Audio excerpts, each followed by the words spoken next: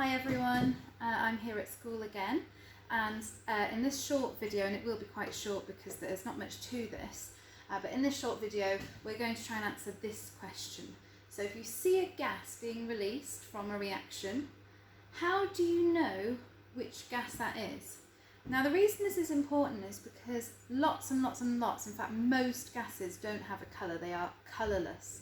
So our air all around us is made up of a number of gases: oxygen, carbon dioxide, nitrogen and some others, and we can't see those gases. So if you see something fizzing, and I've talked earlier last week about how seeing something fizzing often means there's been a reaction because a gas is being released, you can see the bubbles in a liquid. How do we know what gas that is? Now there's three gases that you need to be able to check for, and we use what we call the gas tests. Okay, now I'm going to show you two of them. The third one, which I'll do first, or I'll talk about first, is oxygen, and unfortunately I have not got any oxygen canisters here at the temporary site, so I can't show you the oxygen one, but I can talk you through what would happen. Okay, so I'm just going to tie my hair up for safety and pop my goggles on. So oxygen first then. Now if you have a tube of a gas, a colourless gas, and you want to check if that gas is oxygen, you can do the glowing splint test. Now remember this is a splint. Now if I have it glowing like that, so you can just see the end of it, and I popped it into a test tube of oxygen, as you can see here, the splint will relight. Okay, it won't do that now because there's no oxygen in there, or not enough, but that is our way of telling if a gas that's been released. We obviously have to collect it. Once we've done that, we can check with our glowing splints. I'll do that again. It needs to be out but glowing at the end. Put it into your tube like this and it will relight. That is the test for oxygen. If nothing happens, then that gas is not oxygen. Okay, so we could test for something else. The second test is a test called the lime water test, and it tests for the gas carbon dioxide. Now I have got here a big load of lime water. It is its chemical name is calcium hydroxide solution. It's not dangerous. I wouldn't want to drink it, so you've got to be careful with this test, and you'll see why in a minute. But it's not particularly dangerous, and usually it is clear, and I've poured some of that out into this boiling tube. So that's my lime water.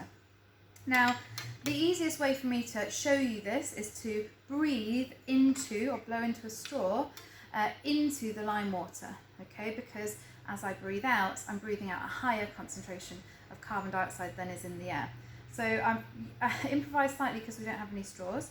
So I've got this, it's out of one of my water bottles. So I'm going to put that in there, and I'm going to blow through the tube, and hopefully because I'm breathing out carbon dioxide, we should see that my lime water will change colour.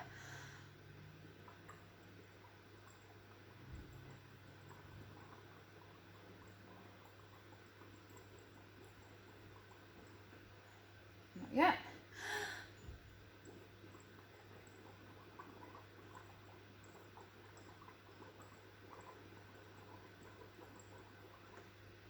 Getting there.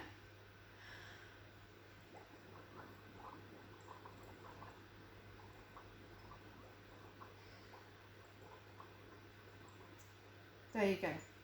Okay, so you can see it's gone through and it's gone very white and milky. That shows me that the gas I've been bubbling through there is carbon dioxide. If I did this with oxygen, it would stay clear.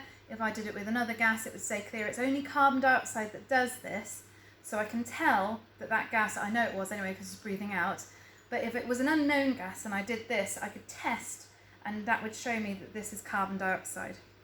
Right, finally then, I've got a slightly more dramatic experiment, which I will do for you. And this is the test for hydrogen. Okay, so there's only three gases you need to know: oxygen, carbon dioxide and hydrogen. This is the hydrogen one. It's called the squeaky pop. Okay, now hydrogen, as we know already, we met it once when we were talking about the fact that it's over on the left of the periodic table. instead of with all the other non-metals. It is a non-metal, it's a gas. It goes round in a pair, so it goes round at H2, and it's highly, highly flammable. So if you have a lot of hydrogen, it will catch alight really, really easily, and it can cause huge, big explosions. I am going to collect a very small amount of it in a boiling tube, and then I'm going to light that that gas that I've collected. Now I'm not going to do it for very long because I don't want to have loads of hydrogen and blow the lab up, so it's going to be only a very small amount, but even this small amount makes quite a loud noise, and that's where it gets its name from, the squeaky pop. So to do this, I'm going to need to make some hydrogen, and I know that the experiment I'm going to do, and you will see it later on in a few weeks' time actually, is going to produce hydrogen. So this is hydrochloric acid.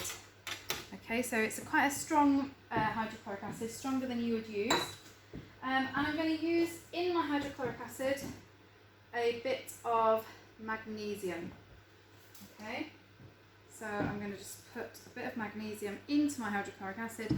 That is going to react, and it's going to create hydrogen and another thing, which we'll do next time. So the way I'm going to do it is I'm going to put the magnesium into the hydrochloric acid. It will start fizzing. I'll show you that to begin with. Then I'm going to put it back into here, and I'm going to hold another boiling tube over the top like this and collect the gas. And then I'm going to keep it upside down because hydrogen is actually lighter than air, so it will stay in the top of the tube. And then I will get my lighter splint, I'll turn it and I'll light it. Okay, and it'll probably make me jump because it usually does. So I'll show you the reaction first.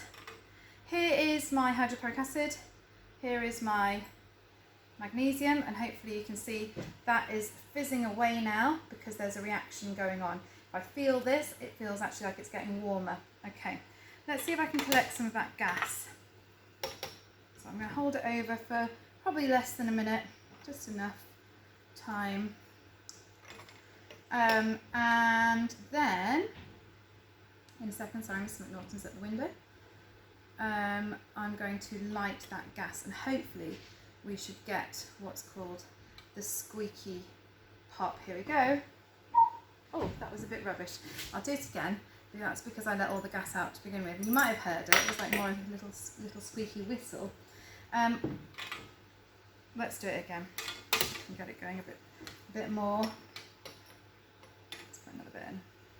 I really won't want to be holding this for very long if I've got all that magnesium in there. Right, let's give it another go. See if we can get a louder one. There we go. Much better. And you can hear it's a kind of where it gets its name from. It's not just a bang, it's got this kind of whistly squeak to it. It's the squeaky pop experiment. So if you don't know what the gas is, you've got a colourless gas, you can try those 3 tests and that will tell you which gas you've got. Okay, thanks for watching. I'll see you again shortly.